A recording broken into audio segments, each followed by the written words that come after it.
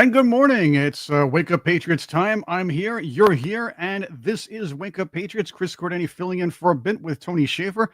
Tony's going to try to pop in a little while. He has a lot to do this week. So we're wishing you a good morning here on Ed Henry's Wake Up Patriots. And I guess banking up here, I'm the backup quarterback, if you will, and I'm not Colin Kaepernick. I prefer the backup quarterback like Doug Jones for the Indianapolis Colts. With me here now is Trixie in the mix, who hosts with Sean and George on Thursdays and Fridays. So we're doing the Hump Day crossover. How about that? Yeah. Hump Day crossover. Good morning, Chris. And good morning. Good morning, Patriots. Good morning, everybody. We're going to talk to you. We have a lot of great things happening today. We have a cool economist coming in, and his name is Todd Sheets. We're going to talk about Trump's first 110 or so days. I can't even keep count anymore. It seems like it's been 6 months because he did so much. Yeah. Oh, man, he's really been moving. He's been hauling, that's for sure. I like it, though. The more he does, the better it is. That's right. Todd is the author of the newsletter on Wealth and Progress, and that's the good progress, not the progressive fake progress. He has a Substack, and of course, he's the author of the book 2008, What Really Happened. And yeah, we can talk about all of that. We'll get you on his Substack page and everything else. But this South African refugee thing is heating up because the liberals are in a tizzy over this. Their heads are spinning. No matter what Donald Trump does, even if he's bringing in refugees from Africa, these racist lefties are whining about it. You know what racist is? They use racist this is my definition. It's a label that they'll put on anything that is against their policy, against anything they believe in, and any possible thing they can do that keeps them out of power. So that's their go-to word. That's what I always say. That's right. And these are the same people that called peanut butter sandwiches and math racist. So you go do the math, if you will, on that one. Oh, that's nuts. They're just crazy. They're crazy. Here's the way this is being covered with the genocide and the stealing of the land from white farmers. First off, the way this is being covered is reprehensible. The way it hasn't been covered for decades is just as, if not more, representable. And I accuse the worldwide mainstream leftist media of being accomplices to allowing this to happen. Oh, yeah, absolutely. If you go back, and you can go back years, and this has started from a long time ago. And I was talking with you, I remember years ago where the white farmers, they were getting ambushed in their own home. They were getting killed. They were getting set on fire alive. And all of this stuff was buried by the mainstream media. If you really wanted to find out anything that was going on, you really had to look, and you'd end up having to go into foreign newspapers and foreign press to really even find anything. Yeah, and not the foreign state-run stuff like the BBC here. And it's the way they cover it that really bothers me, too, because it's always the claim of genocide. It's always, oh, Trump said this. They have to make sure it's Trump and Elon Musk who said it when this has been happening for weeks. It's just like these same reporters, if you will. And I'm going to use that in a very loose term, journalists who said, oh, I didn't know Joe Biden was declining mentally. Oh, please. Please. You could see it every time he opened his mouth. If regular people like us could see it, and I don't have a degree in psychology or medicine or anything else like that, as I forgot which ump said that back in the day, baseball classic. He said, "I calls them like I sees them."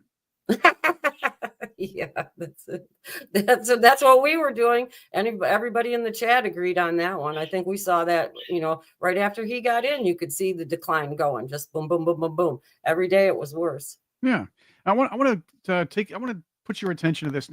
People are saying, the people on the left are saying, oh, and you've seen this. Anderson Cooper did a story on this. I don't even want to give this one guy in any airtime, but he said, or any promotion, but he was saying that the white South Africans are a privileged class and they shouldn't be treated as asylum seekers. They shouldn't be treated as, or they're not really seeking asylum.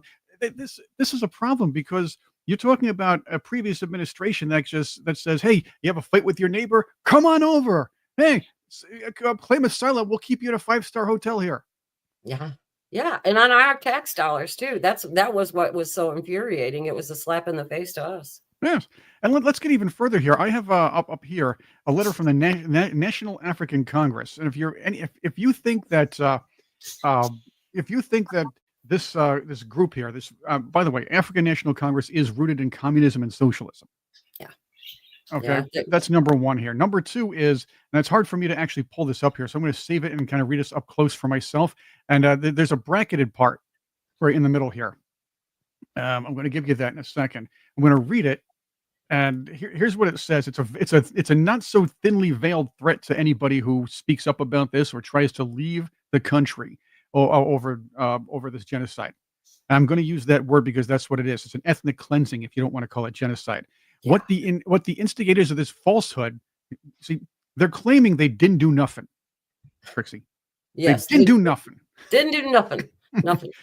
So what the instigators of this falsehood seek is not safety, but impunity from transformation. Isn't that a key word that they use here in America? Transformation, progress, Yeah. that sort of thing. Yeah, they use flowery language to disguise what their true intentions are, and they've always done that. And so, whatever you read on them, you can always figure it's always the opposite. They flee not from persecution, the ANC says, but from justice, equality, and accountability for historic privilege, which Oh, means we're going to take your land, we're going to take it, not give you compensation. Oh, and by the way, if somebody tries to rob your house and kills you in the meantime because we chant "kill the Boer" and we our leaders do so, then by all means, that's justice. And again, key words used here. The only thing they didn't use was equity. oh yeah, equity. That's a bad word now. You can't even look at equity in the right way anymore.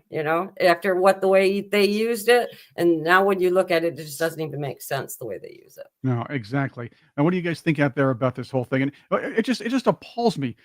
It appalls me here now. Padam7126 says the liberals are talking about sins of the father. Weren't the Dems the supporters of slavery? But I guess that doesn't count. And that's an interesting point of view as well. Sins of the father. Yes, the Afrikaner class, the white farmers there. You're talking about generations away at this point. At least one and a half, 2 generations away from apartheid, and generations, I guess, centuries away from the settlements. Yeah. Well, another interesting point is if you go back and you look like at Zimbabwe and a couple of those other African nations too, once they went ahead and got rid of the white farmers and did all that kind of stuff, they went through famines. Their economy busted. So if you go with that with South Africa, the same thing's going to happen because even if they take over the equipment, they don't know how to maintain it. They don't know how to do anything with it. So that's the really interesting part to see how that's going to turn out for them. Absolutely true. You saw what happened in Zimbabwe. I have $1 million bill here at my house. I could be a millionaire in Zimbabwe. That should get me about a half a loaf of bread at the time. Yeah, you need a wheelbarrow in Zimbabwe to buy anything. A wheelbarrow. I like that wheelbarrow. Well, you do. And it's horrible what they did to the economy. They also, I believe, they closed off Great Zimbabwe for a little bit of a time too, and they really screwed the place up. And when the white farmers came back, they were hailed. Yeah, well, because nobody could eat. They were all dying over there, and you couldn't buy anything. But plus the whole thing is, professionals. How many of the minorities went into, the minority in Zimbabwe would be white. But if you put it the opposite way, how many of them actually graduated from college and everything to be able to run the country? Exactly. And again, this where is it here? This Ramaphosa, this president here, President Ramaphosa, he actually calls the people who, I'll find that here. He calls the refugees cowards for attempting to leave the country. I'll get that here. Let's see. I'll pull that up because I think I pulled up the wrong video here. That's what happens during live television. Yeah, I feel you. I do that too. I pulled up a Muppets thing the other day. So. Oh yeah. Well, I guess you must have seen Jake Sullivan, as Tony says, as Tony calls him, Beaker. So. Yeah, Beaker. Yeah. But here he is, Ramaphosa. I didn't do nothing, and you're cowards for leaving. There's such low IQ over there. I don't even know how they function. I really don't. The problem is, and here's the deal. This is what I believe. I believe the worldwide white guilt media, the mainstream media, is trying so hard to cover minority leaderships in a positive light every time. which Yeah. included, I'm sure, Zimbabwe to a point back then, and at this point, South Africa. South Africa is their last haven because that's where apartheid was destroyed. And by the way, let's give the Reagan administration credit for that with constructive engagement. Yeah. Yeah. Well, Reagan was pretty good with foreign policy. I don't have too many complaints with him. But how this is covered is absolutely appalling too. Look at this USA Today story. White South Africans arrive in U.S. Trump's, in quotes, genocide claim disputed. Think about the way they're covering this here. Well, think about who's writing it. Right. It's usually white liberals that are doing all the news. So you're going to get that slant on everything. They're always going to make everything flowery and try to look pretty and make us look really awful. Yeah, let's read this on. The Trump administration warmly greeted 59 white people from South Africa. I won't even say Africa of African descent or white farmers. Upon their arrival in the United States on May 12th, after granting them refugee statuses as alleged victims of racial discrimination, a charge disputed by South African government and human rights activists. No. South African President Cyril Ramaphosa has said accusations of racial persecution of white people in South Africa is a completely false narrative. Huh! Yeah, that's the fault. That what he's saying is what's false. All you got to do is look how many white farmers have been murdered in their homes. We were, set on fire alive, their land taken and everything. I don't know. They're not covering it truthfully, but what more do you expect out of the mainstream media? That's why they're dying. Well, if you need some proof here that there's a genocide going on, and potentially things will get worse, let's hear from the nose's mouth. While the president Cyril Ramaphosa says, "I didn't do nothing," I love saying that. His spokesman says the same thing, but it's "we didn't do nothing yet." Now, the way a sentence is structured, you say, "We are not calling for the slaughter of white people, at least for now." That means at some future date, we may call for the slaughter of white people. Is that correct? Let's deal with that at that future date. I don't know what's going to happen. So you're saying you are not ruling out that in the future, you may very well call for the slaughter of white people. It may not be me. Could it be you? It could be me, yes, but it may not be me. Yeah, so it could be you. You could, at some future date, call for the slaughter of white people. What will necessitate that? You tell me. I don't know. Why would I do that? I didn't do nothing. Yeah. You could compare them to the Nazis for sure. You could. Is that correct? I can't guarantee that I can't do it or I won't do it. So right now, So I'm not ruling out that possibility. If I asked you to pledge to say, "I will never call for the slaughter of white people," would you make that pledge? I will do it with ease. Make that pledge. Why would I do that? I'm asking you to make that pledge. I don't. You said, "I will do it." I won't do it. See, he's not going to do it. He even said the day may come, maybe with him and Ramaphosa, and maybe not. Mm-hmm. But they sing it. They chant, "Kill the boar! Kill the boar!" Yeah. Yeah. And they're just exactly like the Nazis. They are. I mean, the Nazis did the same thing with the Jews. They disenfranchised them and then, disparaged them and everything, and just to get their public's opinion to be able to do that. But they're trying to justify, what they're doing, and it's not going to work when everybody can see that. Well, I'm going to say they're not just like the Nazis. And let's be fair about this. They can't possibly be by the Nazis because at least the Nazis didn't turn their country into the carjacking capital of the world. And they didn't turn their country into a third world nation. And they didn't spiral it downward economically. And hey, all right. It's good. They're fielding better baseball teams for the World Baseball Classic. But hey, if their cars keep getting jacked, they can't get to practice. Yeah. Car check. I didn't think about that part. No, but it's true. They let that country run to the ground. The problem is the world doesn't know anything. And the reason is because, and this is, let's go back to 2008 on this. There was discussion amongst journalists, and some of it was like made public in a way where journalists are wondering how they could cover the Barack Obama presidency. They were worried about criticizing him and looking racist. Because the idea is, and that this is the sentiment among, and they'll never tell you this, but read what they're doing, watch what they're doing, and look how they report internationally. Communist minority leaders always have to be portrayed in a positive light. Hollywood movies, same thing. The CCP controls a hell of a lot. And NTD did Tiffany Meyer at NTD did a brilliant documentary about this. The Chinese Communist Party runs Hollywood. You notice a bunch of things. The Chinese communists don't look bad. The Chinese are never bad guys anymore. In fact, they had to change Red Dawn to North Koreans instead of Chinese.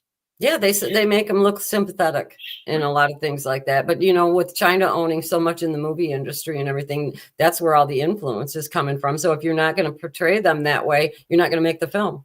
That's right. So they had to be portrayed in a positive light. Trixie, you did see what I put up yesterday from NPR. PBS. Another reason why they should be defunded. Using Ramaphosa's word as the word of God, saying, "Oh no, he didn't do nothing." You really do like saying that, don't you? Trump's lying. That their narrative has to be Trump's lying and Musk's lying, and they're both racist. Yeah, and why would Musk lie? He has no reason. He has nothing to gain by it either, and that's what's so funny.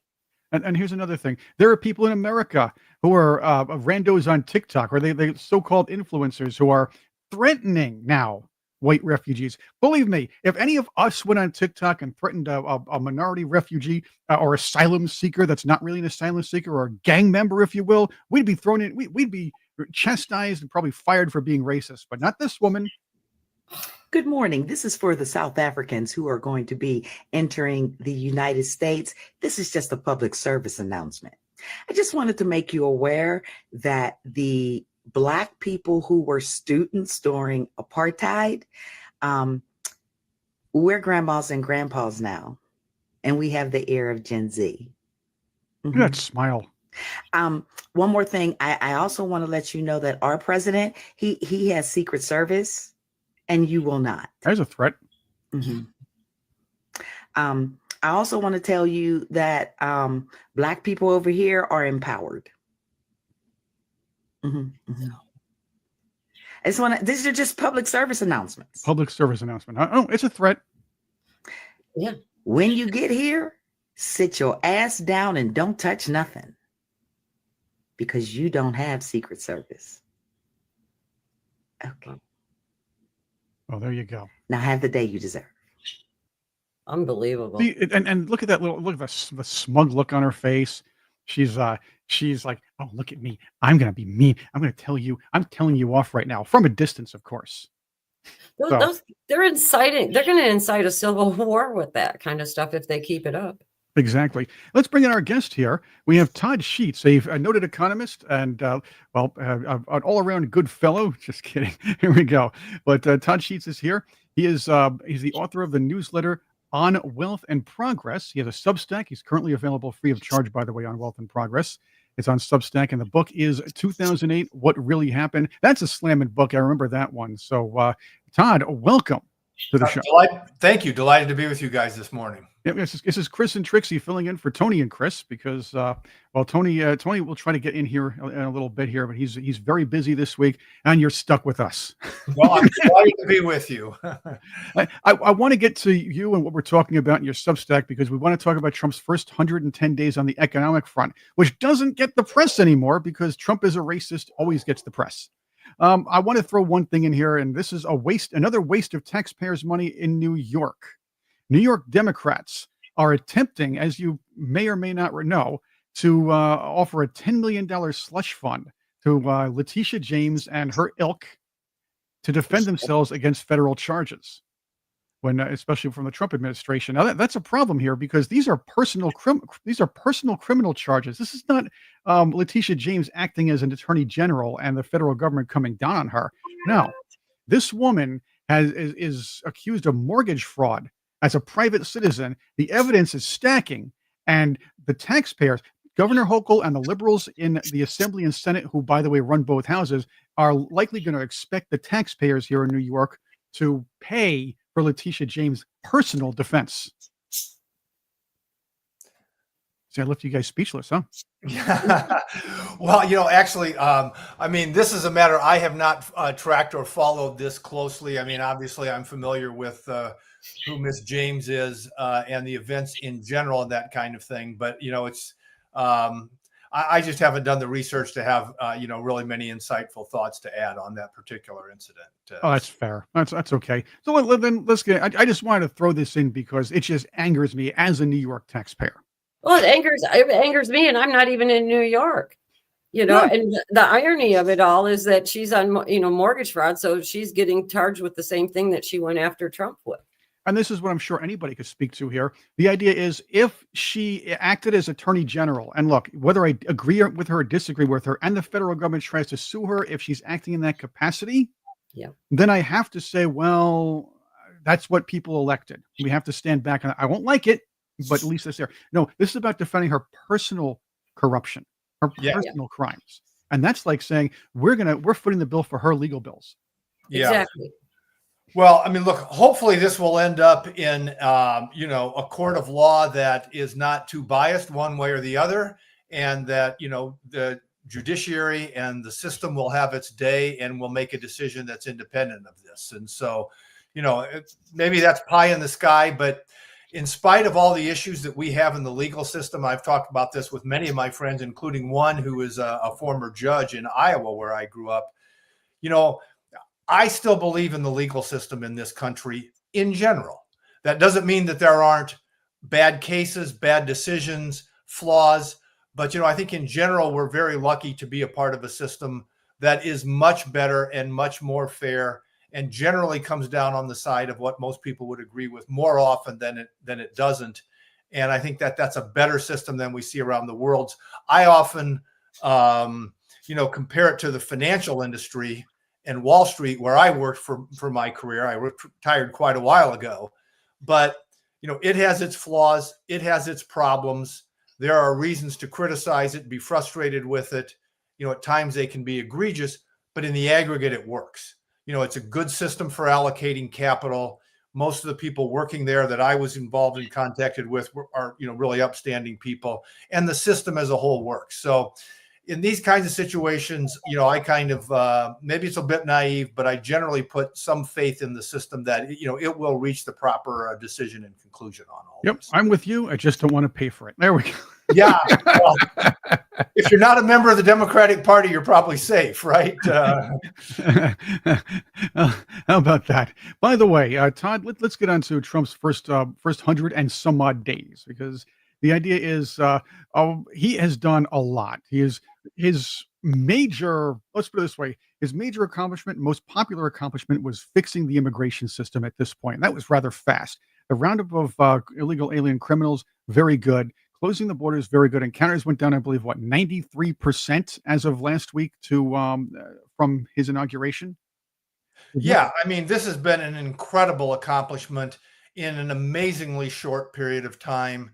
And I think it's one of those situations, it's a huge deal, but there are so many other things going on all of the time that, this is almost kind of, become water under the bridge, where we've lost sight of how big of an accomplishment and a deal this is. I would put this almost in the same category as the deregulatory efforts that they're undertaking, which, I think we're also going to see a historic level of deregulation throughout the economic system, which we know from past experiences, especially the Reagan administration, what a powerful, spur or trigger this can be to get the economy growing at the rates that we need it to take care of our biggest and most dangerous problems again. So I'd kind of put it in that category. I mean, I think we're going to see historic accomplishments in deregulation. We've already seen it at the border. I think it's partly becoming obscured by just the number and magnitude of issues that they've undertaken as they've really gone about, trying to reform America as a whole across so many different areas. So, by the way, check out Todd Sheets' Substack on Wealth and Progress here. Look, snazzing picture right here on the banner. Got to tell you that, Todd, looking sharp. Yeah, thank you. That was from. It's amazing what a good photographer can do. That was for the book section. So. We have the coolest photographer in the world that comes on our show every once in a while, the great Barry Morgenstein. So, Oh yeah, Barry's all right. yeah, he's cool. But let's get into this, because on the surface, the media has tried its hardest to demonize the tariff issue, saying Trump's charging tariffs is going to cause inflation. Well, I haven't seen that. As a matter of fact, the latest report says inflation, get this, went down. Now, the media tried to lie about it and say, well, it's up 2.8 instead of 2.3 because they didn't they didn't average in gas and energy, which you should be doing. That's what they also didn't do with Biden, because they want to make Biden's numbers look better. The fact is, you count gas and energy, you're looking at much lower inflation rate. Now we're getting to the I don't love it, but we're still getting closer to that 2.0% goal as what's going on. But here's the thing. I want to jump in on these tariffs, because what's being reported and what's really happening is just vastly opposite, 180 degrees virtually, right? Absolutely. And the fascinating thing that's happening here, which I pointed out in a couple of these Substacks, this is one of the earlier ones that I did on the tariffs and trade, is this is not just coming from the opponents. You know, what you would expect is the Democratic Party has clearly been caught dramatically off guard, both by the Trump victory and by kind of the whirlwind nature of the administration's agenda and the way that it's being implemented. So you kind of expect that they're going to come at almost anything he does is bad, no matter what. You know, there might have been, Obama might have talked about it, Clinton might have talked about it, Nancy Pelosi might have given speeches about it, which she did on the tariffs, on these kinds of issues. Well, she gets upset about the liquor tariffs, so. You know. Well, that may be too, but a particularly important point. But, you know, they're going to come at anything and everything from a negative perspective. And so you kind of expect that. I was listening to a podcast where Larry Summers was being interviewed, you know, Deputy Treasury Secretary in the Clinton administration. And this was right after the stock market had dropped. And he was effectively saying the stock market is the most important measure of future conditions in the world. And what it is telling us, because it is dropping at the same time that interest rates are dropping, is that the country is now being managed by a banana republic type administration. This is the equivalent of what happens in South America, and that's what's occurring in America right now. So, you know, I haven't heard Larry talking since the stock market has since rebounded, and now it's back above where it was at that point in time. But that kind of thing you kind of expect, maybe not from a former official at that level, but that's the kind of hatred you see out there.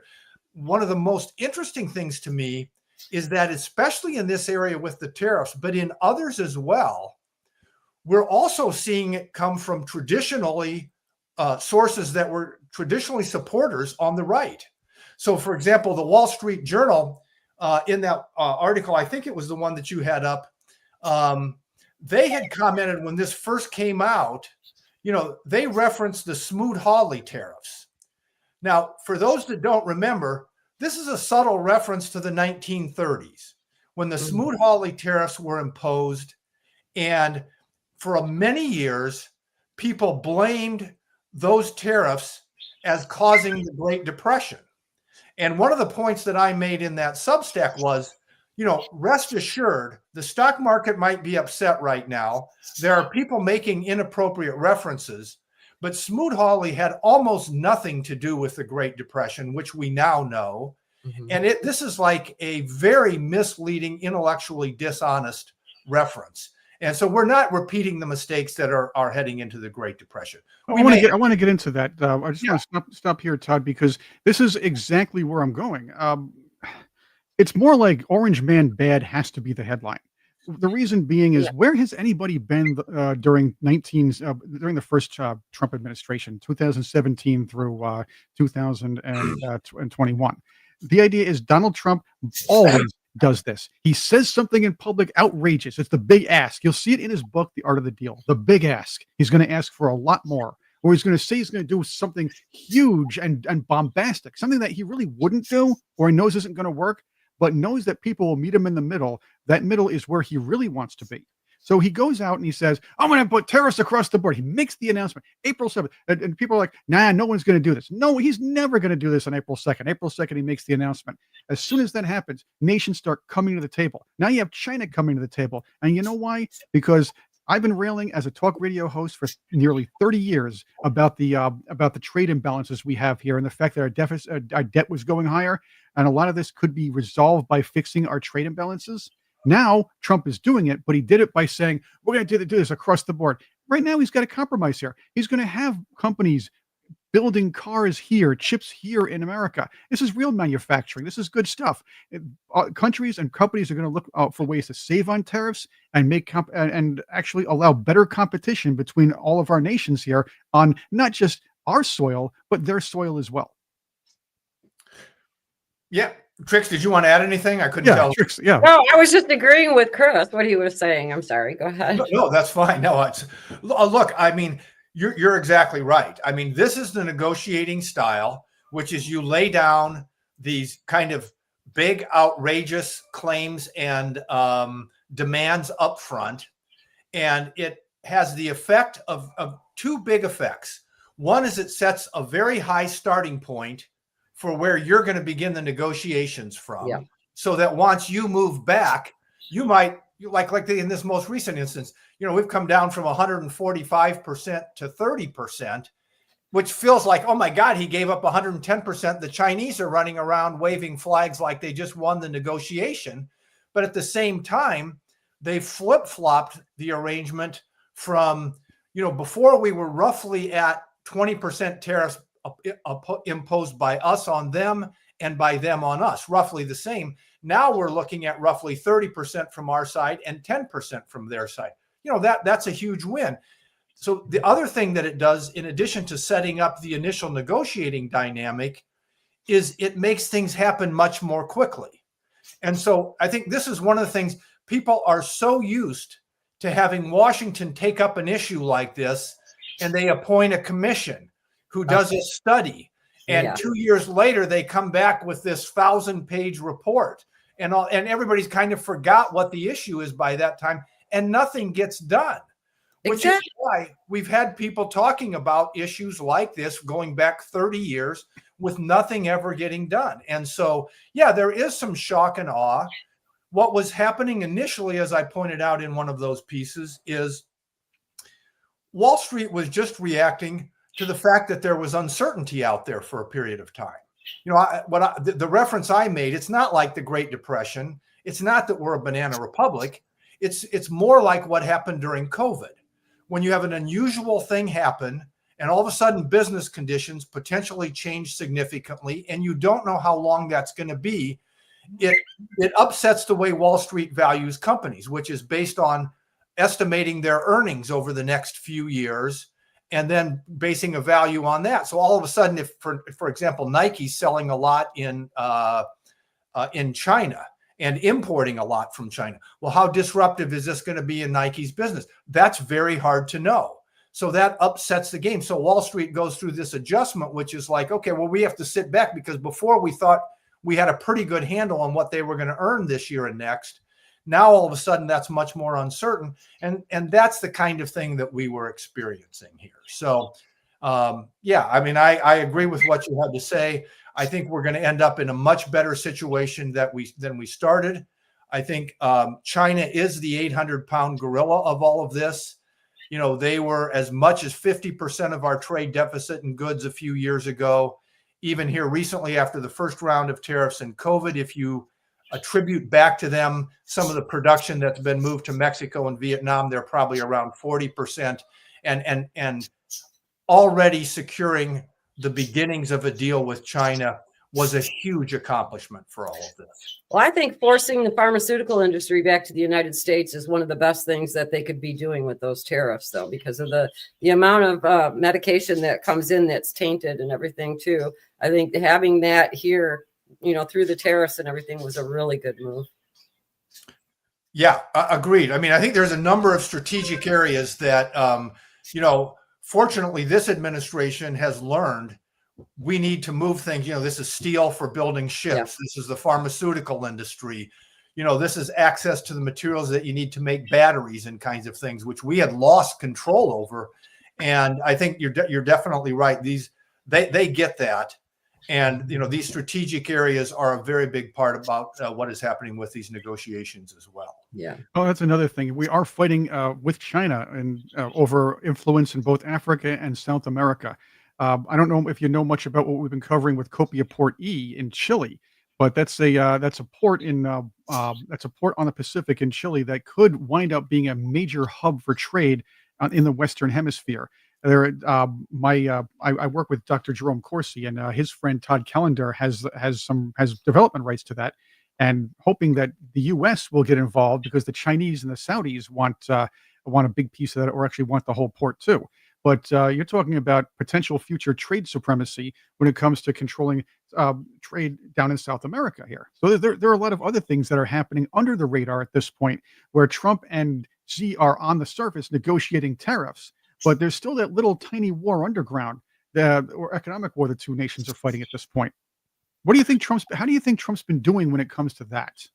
Yeah, I think that's a fascinating area. In fact, I wrote one of the Substack pieces was called it was A Tale of Two Empires. It was on Tariffs and Trade Part 2, A Tale of Two Empires. And what I went through in that discussion was that if we look at the Soviet Union and China, the two major communist threats of the post-World War II era, we had, for a range of different reasons, two very different developments in terms of our relationships with them. We isolated the Soviet economy because they were much more militaristic and aggressive around the globe and in their stated ambitions. Their economy remained isolated. It never had access to the Western markets.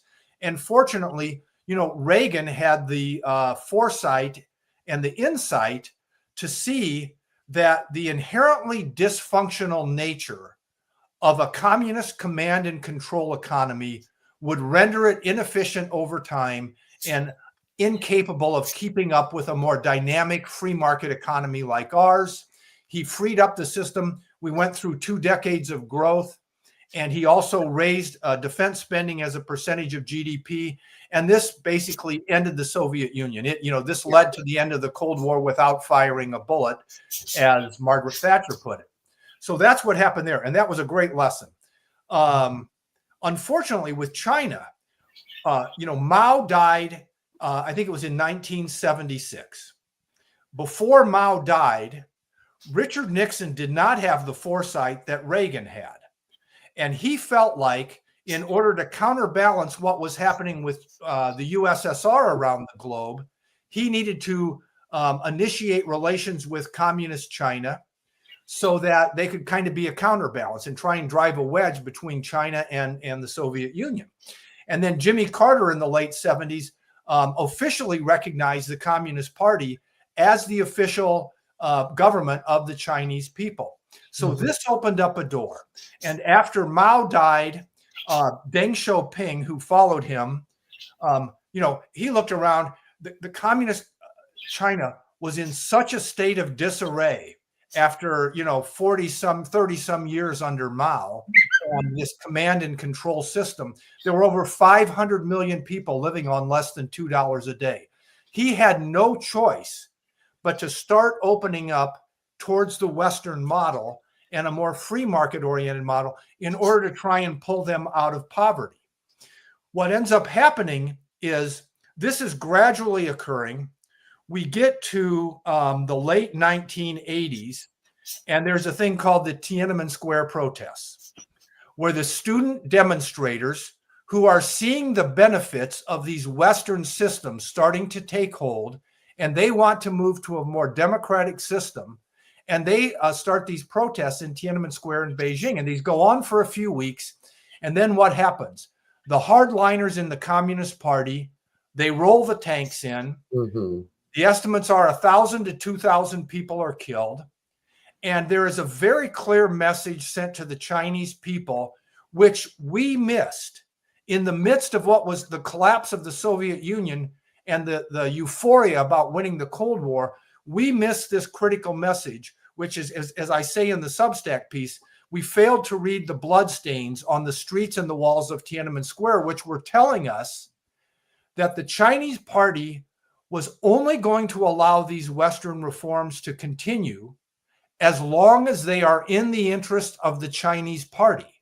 Yeah. This isn't about lifting the people up. This is about enabling the Chinese party to remain in power, not have it happen to it what happened to Russia and the Soviet Union. And so as time went on, this is exactly what occurred. Their GDP at that time was around 7% of what ours was. This is the early 1990s. And this is the key measure to influence around the globe, to military strength, which is something I wrote about in a more recent Substack piece. But, we had roughly 10 times their GDP. Yeah. As we let them into the Western world, they were successful, mostly because they had this incredibly low wage labor that was the result of the failure of their own policies.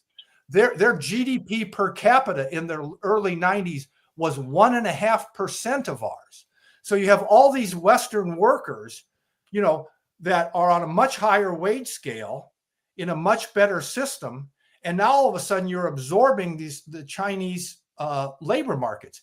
And if this had been a reasonably well-off country or a reasonably small country, this might not have been a major factor. But this was an incredibly impoverished country with a population that was almost, not quite, almost 2 times the size of the United States and Western Europe combined. So you think about that. We're trying to swallow the whale, and the whale is sitting there with this impoverished workforce. And that's what the Chinese Communist Party has exploited in the last 30 years. Now their GDP, they're the second largest GDP in the world. We're still bigger than theirs, but now we're only 1.5 times the size of theirs instead of 10 times the size. And now they're a real threat. And so I've rambled on for a while here, but the point of all of this is, I think there's 3 critical issues for us to deal with right now. The deficits, the debts, and the increasing belligerence and hostility of the Chinese Communist Party are economically and militarily and around the world. Yes, Xi Jinping is a tough negotiator, just as Donald Trump is. But at this point, you're right. You're seeing that he wants to fight the underground war. Xi, he wants to get the influence in South America. He wants the influence in Africa. And keep in mind, the BRICS nations at this point control a vast amount of the world's rare earths. Whereas the green alarmists in the Western Europe really need those minerals. Trump knows all this. Trump is trying to fight for the same kind of influence. Having said that, are these trade talks merely surface talks, or is it something where China's saying, or Xi's saying, I need some, we're in a little desperate situation here. Maybe it's time to sit at the table with these guys.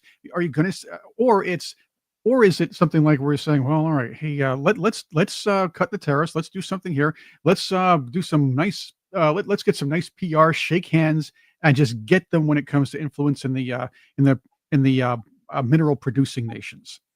And by the way, this is I know Xi Jinping doesn't look that much like Winnie the Pooh. At least that's what he was worried about. But I thought about this. When people say he looked like Winnie the Pooh, I didn't see the resemblance until I saw the movie. After Winnie the Pooh was went to public domain, somebody did a slasher movie with those characters. Now that looks more like Xi now, doesn't it? It's a combination of Winnie the Pooh and Darth Vader, right? Piglet's pretty nasty in the movie too, but we'll get into that at another time. But what do you think? Am I far off here or not? No, I don't think you are. And in fact, this is one of the things that's a little hard to tell where Trump and the administration are going with this. I mean, there's at times, and some of that is disguise as well. And so there's times when they take a very hard line. There's other times when they say we love China. Trump has made comments after this most recent deal, that one of the beauties of this is going to be that we're going to completely open their markets up to us so that we can be much more involved there. My personal perspective is, first, we need to be thankful that this administration has taken on these issues, and we are in a much better position than we were before. Before Trump 1.0, I think our average tariffs on China were something like 1 or 1.5%. And now we're looking at 30%. So we've gone a long ways down the road to getting in a better position. We have clearly sent a message between this and what happened with COVID to American business. You've got to diversify your supply chains. You cannot be 100% invested in China. There's too much risk with that. Having said all of that, my personal opinion is Xi and China are playing a very long game. They will do whatever they need to get the best deal that they can now to keep this negotiation from tanking their system, which they are potentially on the verge of. They have massive debts. They have massive excess capacity. They have issues with the working class. Their GDP per capita is still well below ours.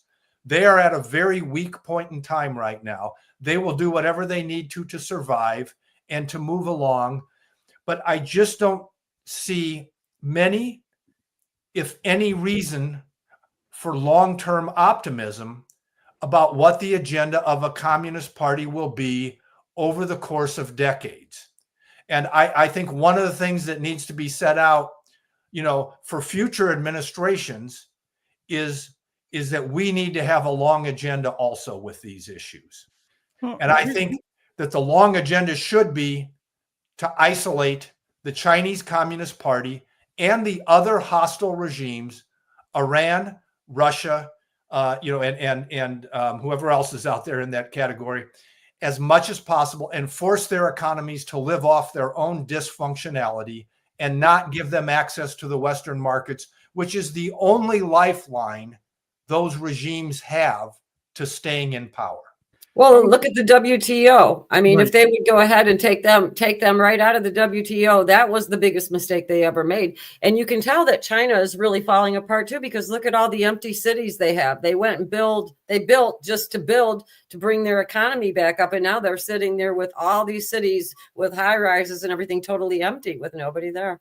Yeah, they've got an enormous real estate bust. And they've got the same issue in the manufacturing sector as well. You know, they built and built and built to try and stimulate their way out of these things, but it always happens. If you let these decisions be made politically, you end up with these enormous dysfunctions, and we have some of those issues in our own system with the federal. It sounds like the Inflation Enhancement Act from a couple of years ago and the infrastructure bill. That's exactly what it sounds like. You bring in you pretend to bring in jobs, but they're really government jobs. Yeah. What's going to happen? Where's the money going, and who's taking it? Although I do have to say, China's weird projects, those build or make work projects they have, some of those duplicate cities are kind of neat. I've seen them on video, but they are kind of neat, though. You bring up something very interesting, Todd. Let's take a step back here about communists and their philosophy, and then we look at negotiating with them and dealing with them. They're not to be trusted. I had a high school international relations teacher named Mr. Napo. Boy, I got to bring on Mr. Napo reference, Middletown High School, and I'm saying this because he studied Russian Soviet studies in college. And he would teach that in our college here, our high school. He said that he had two professors. One of them, Mr. Popovich and Mr. Pap. I don't remember which one said it, but he said that the Russian philosophy is, we want world peace by peace, by peace, by peace. And that seems to be where China's going right now. And I believe and this is kind of what you alluded to before. This is what we have to keep an eye out for underneath the surface of the handshaking and the tariff evening and and our concerns over the human rights issues, which are horrid over there. But there are a lot of other things happening beneath the circus. That's the surface, but I can say circus anyway when it comes to CCP. That they're maneuvering, as you said, for the long game here. Yeah. Yeah, they're engaged in a massive military buildup. They are, you see Xi sitting next to Putin at the recent Russian parades and that kind of thing, the World War II victory parades kind of stuff. And so, I think that I'd like to be optimistic on this issue and hope that by bringing some of these totalitarian regimes into the world economy, that it could lead to better outcomes. But the fact of the matter is there's a dynamic there that keeps me from being optimistic. And that is, what is happening in each of these systems, whether it's Russia today or the old Soviet Union or China today or Iran, is you have a small group of people in the party that is in control, and in the military that supports and sustains their control, that has to repress all of the people in that country in order for them to continue to have all of the benefits that that system brings for the people who are politically and militarily privileged. And that dynamic means that you are almost always going to end up with hardliners in control of these regimes, because if not, they will crumble to the will of the people at some point in time. Oh, yeah. And so that's the dynamic. And I think we need to keep that in mind. And I think that means, we need to go down a path, which I think means, we assume that the agenda of the Communist Party is to do what is in the best interest of the Communist Party and spread their influence and power around the globe, and try and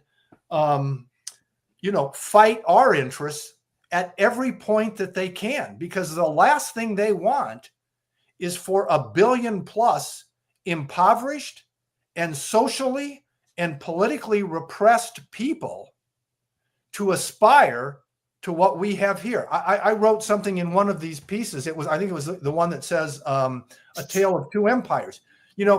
Nobody in a repressive, economically dysfunctional system around the globe who goes to bed at night dreaming of a better future for them and their family dreams about waking up in communist China. They dream about waking up in America. It's still the American dream that drives people all over the world with the idea of coming here. They want the freedoms. It's the economy, it's the political freedoms, the freedom of speech to live your life the way you want. And this is the thing that these totalitarian regimes are fighting against, and they will always be fighting against. Well, desperate people do desperate things in desperate situations. And I have a feeling that at some point China's going to implode. They're already having riots over there that they're keeping pretty quiet. And so you can imagine if that's coming out, what else is going on over there that we don't know about. And Trixie, that sounds like a cue if ever I heard one, as we're talking about desperate people doing desperate things. Volodymyr Zelensky is probably the most desperate world leader. And again, that word in quotes at this point. We've talked about him. We've dealt with him for a long time, but this is another issue. And I want to bring this up in your blog, in your Substack, Todd. And we only have a few minutes left here, but Trump, Zelensky, Russia, Trump's been trying to hammer out some kind of ceasefire deal for a long time. I know he wants to be the president to do that. I get that. We all know Biden put the monkey wrench in with the whole, yes, you can send nuclear, you can use our arms and shoot them into Russia.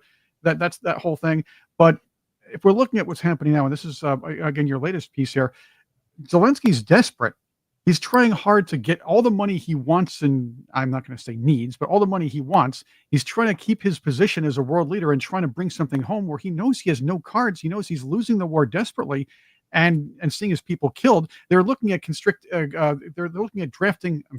forcing women to go join the army. As a matter of fact, at this point, they're losing numbers, losing their young men, and you still have a dynamic being overplayed by the mainstream media. And you point this out. This is where I'm going here. You point this out: the oversimplified aggressor-victim dynamic, aggressor-defender ratio, if you will. And people are saying the media is still going on. Western Europe, NATO is still going on. Will the bigger country invade the smaller country, like Kamala Harris said? Yet they're not looking at the big picture here. This war is going to go on for a very long time. Russia knows if they take over Ukraine as a whole, they're going to face 50, 60 years of insurgencies. And that's not going to be fun to protect. On the other hand, Zelensky knows he's losing this war terribly, and he cannot come out as a winner either way. Trump is trying to make sure he can come out the best way possible. So my question is, my good man, Todd, and of course to you, Trixie, What are your thoughts on whether there will be any ceasefire going on between the two nations anytime in the near future, and why the constant monkey wrenches? Trixie, do you want to go first? The only thing I would say on that, my personal opinion, I would think that there would be a ceasefire coming as long as NATO would keep off the border. But with the meat grinder that's going on over there, I don't see how they could keep going. And if you look at, the money, Congress isn't giving them the money like they were before. So I don't know where Zelensky thinks he's going to get it to be able to do anything. I think his best option right now would be to step down and let somebody else take over. And he's counting on what you said, Todd. He's counting on the world sympathizing with him because of that aggressor defender thing. Yeah, so I think there's a couple of things that are important here. One is the good news is Russia is nowhere near the threat that the Soviet Union was. And one of the things I go through in here with these ratios in GDP is looking at, if we look at the Soviet Union's GDP was like 50% of Western Europe's in the 1970s. It was a little bit above that, and it was about 40% of ours. So we were well positioned relative to them longer term. GDP and economic resources is what drives your ability to sustain conflict over time. There's many other important things, but this is a good place to start in looking at things. So they're not nearly as important or as strong as they used to be, or as they would like people to think. That's one of the reasons they've had such a difficult time in a war with Ukraine, which is far from, a world superpower. They haven't been able to make more progress there and that kind of thing. Unfortunately, and this is one of the key points of that piece, is that Europe's leaders have totally shirked their responsibility to provide for the safety and security of their own people over the last 30, 40, 50 years. And so if we go back to World War I, I'll try and keep this short. I know there's not that much time. We were the largest economy. Germany was the offender. They were a major world power at that point in time, but we were the last line of defense.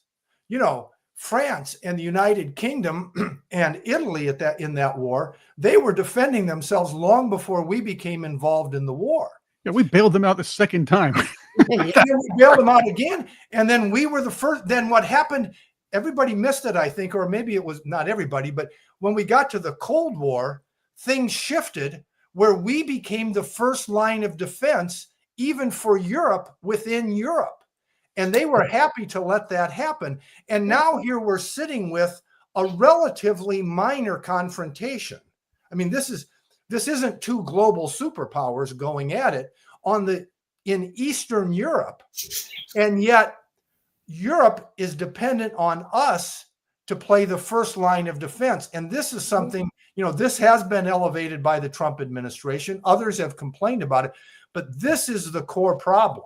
Yeah, the EU didn't want to spend their money on defense. They were spending it on illegal migrants is what they were spending it on. They were spending it on everything but defense. And social welfare and regulations and all these other things. Yeah, but we're paying for that too, by the way. As you said, we're paying for NATO, so we're paying for their health care. This is why Americans complain. They say, why do the Europeans get to have their free health care and take care of their vacations and their people and everything else, and they take care of this? Because we're footing the bill for that.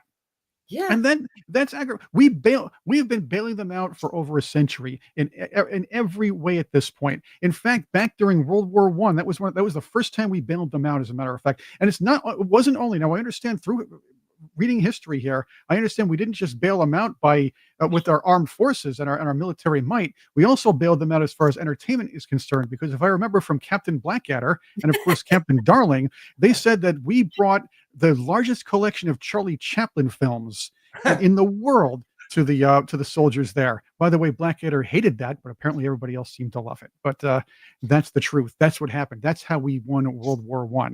The military might and the Chaplin films to raise morale. Oh, no, you're right. I mean, it was way beyond just the military and the presence. We also were the major source of international finance for them. And we were the major source of providing financing for reconstruction after the war. We funded both sides. Funded both sides. So how Yeah, well, and this was the amazing thing after World War II was, again, we played this role. And then after World War II, we funded both the recovery of both our enemies and our allies. And so, there's a comment that I make in this one, the Great Global Reset. That was the one that, if you doubt American exceptionalism, just look at these particular moments. Our going to Europe 2 different times in the world wars and then in the Cold War at our cost without any expectation of territorial gain. And we play the major financing role. And then after the war is over, we finance their reconstruction, and we even allow them to erect, this unbalanced trade system to accelerate their recovery. So, if you doubt American exceptionalism, take a look at that. I can't think of any other situation of anywhere near that magnitude that has ever happened in the history of the world. Exactly. And Todd Sheets, I want to thank you for being here with us. Once again, tell our listeners where they can get, I put the wrong picture up there. Just keep that in there. You're going to go watch the Charlie Chaplin film now. I know lots of Charlie. We even got a couple of Charlie Chaplin comments here as well, too. So on the live stream, the live chat on Wealth in Progress, where can people get a hold of that? Yeah, you could go to my website, which is toddsheetswriter.com, and you'll find a page that's devoted to this On Wealth and Progress newsletter, and there's a link there. Or just go to Substack and search either On Wealth and Progress or my name, Todd Sheets. It's spelled just like it sounds, and you'll find it. It's free of charge. It's going to be free of charge for a long time. So just trying to get the good word out here with this. And don't forget, on Amazon, you could pick up 2008, What Really Happened, from Todd Sheets. Check that out. That's important. We could probably sit down and talk about that one of these days as well. I'd love to do it with you. That'd be great. Well, as long as Trix and Tony are up for that, I think we're in good shape. I want to thank all of you for being here. Trixie, thank you for being here with me too. Sure. Absolutely. And Trixie, you're here tomorrow with George and Sean. What do you got?